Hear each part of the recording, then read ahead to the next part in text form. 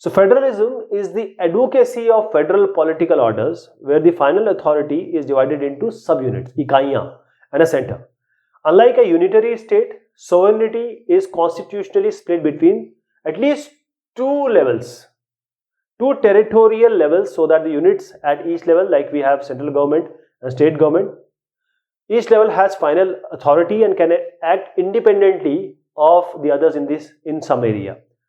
So in such a case, citizens have political obligations to two authorities. They elect central government also, they elect state government also. The allocation of authority between the subunit and center, they may vary. The federal system, therefore, is a having dual objectives, that is to safeguard and promote unity of the country and accommodate regional diversity. Government at different levels, as you see here, should agree to some rules of power sharing. An ideal federal system has both aspects, like the mutual trust and agreement to live together. What makes India a federal country?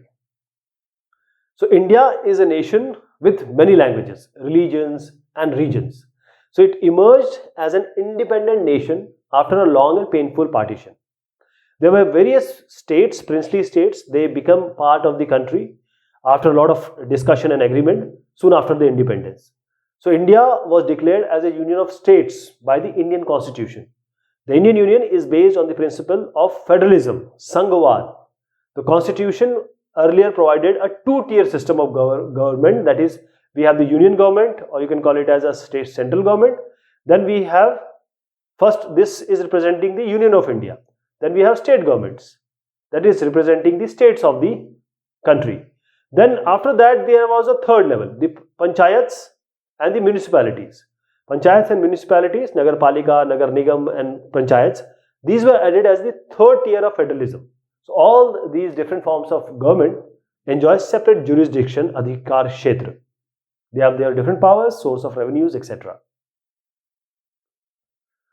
Write a brief note on the language policy adopted in India. So the language policy was the second test for Indian Federation. This was the second test. No language was given the status of national language by our constitution. Hindi, it was identified as the official language for working, etc. in the government sector, government firms. But only about 40% of Indians, they speak Hindi or they have Hindi as a mother language. Otherwise, 21 other languages, if you see, besides Hindi, these are also scheduled they are recognized as a scheduled languages by the constitution. A candidate in an exam conducted for the central government position, he may opt to take examination in any of these languages. States, it too have their own official languages. Much of the government work in a state take place in the official language of the concerned state. For example, Tamil Nadu, the mostly work is done in Tamil. The flexibility shown by Indian political leaders helped our country avoid any kind of conflict based on languages. As we saw the example of Sri Lanka, where we see the civil war and the bloodshed and the killing, etc., was done just on the problem of the linguistic basis. Write a brief note on village councils. So village councils looked after the affair of the village. They had police and judicial powers and were the lines of contact with higher authorities on matters which are affecting the villages. Custom and religion elevated them to a sacred position of the authority. These councils were the pivot of administration, the center of social life, and also, above all, the focus of social solidarity. What is the dual objectives of federalism? So the dual objectives of federalism first are to safeguard and promote unity of the country and to accommodate the regional diversity. What are the duties of central and state governments? So the duties of union or you can call it as a central government, this includes subjects of national importance, that it pertains to the whole country, like defense of the country, foreign affairs, banking, communications and currency. Why? This is because a uniform policy on these matters will be maintained throughout the country, throughout the region, throughout India. All the laws pertaining to the above duties must be given only by the union government, central government, Kendra Sarkar. The duties of the state government, it includes subjects of the state and local importance like the police, trade, commerce, agriculture and irrigation. all the laws pertaining to these, about these duties must be given only by the state governments. Some aspects have to be taken care by both of them, that is the union government as well as the state government, that comes under the concurrent list. They are education, forest, trade unions, marriage, adoption, succession. Both governments can make laws on these subjects. If their law conflict with each other, the law which is made by the union government will prevail. It will supersede the state government laws.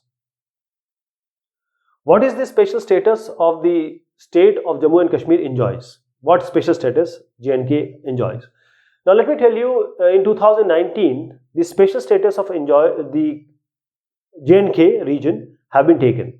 Now Jammu and Kashmir, which was a state, and it has 3 provinces: the Jammu province, the Kashmir province, and the Ladakh province.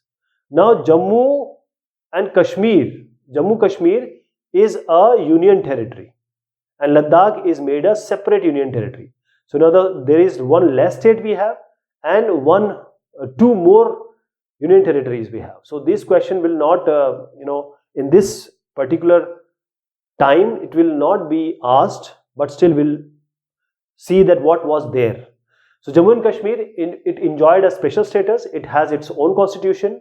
Many provisions of the Indian constitution were not applicable to the state without the approval of the state assembly. Indians who are not permanent resident of the state cannot buy land or house there. Similar special provision exists for the same. So if you go to northeast states, so these provisions exist there also. So what is the Jammu and Kashmir and other states, why they enjoy? See, the Jammu and Kashmir was separate from India. Jammu Kashmir was a princely state. It has a Raja. Now when India and Jammu Kashmir came together, there was a pact being signed, there was an agreement, like various agreement, after that Shimla agreement, all these agreement came into being. So there was a proper discussion and an agreement between these two, the head of these two state, that this, if you give us these rights, then only we'll come with you, otherwise we'll not come. We'll remain as an autonomous state, or autonomous country, or whichever they decided. So after all these being agreed upon, that is why they enjoy the special status, not just because it has been given, but just like that.